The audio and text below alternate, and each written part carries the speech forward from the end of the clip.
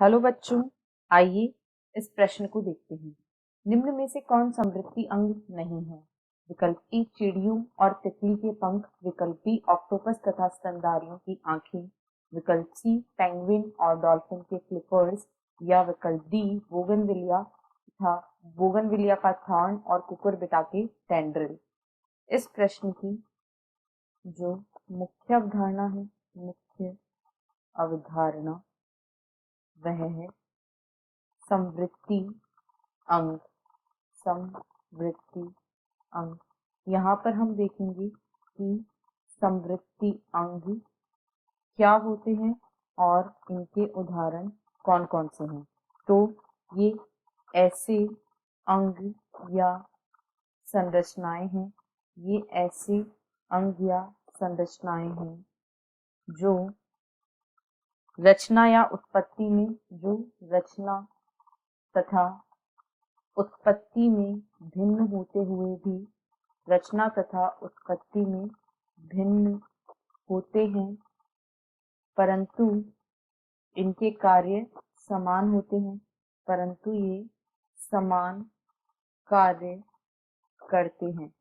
ऐसे अंगों को समवृत्ति अंग कहा जाता है और इस प्रकार की समानता समवृत्तीयता कहलाती है।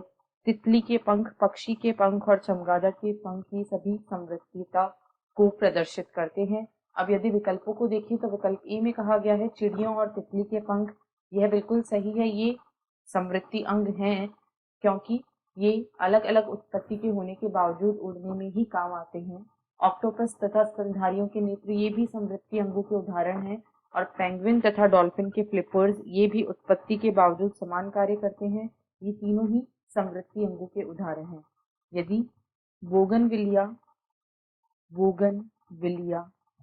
का कांटा तथा कुकुरबिटा के प्रतान की बात करें, बोगनविलिया के कांटे और कुकुरबिटा के प्रतान की बात करें तो ये दोनों समजात अंग का उदाहरण है।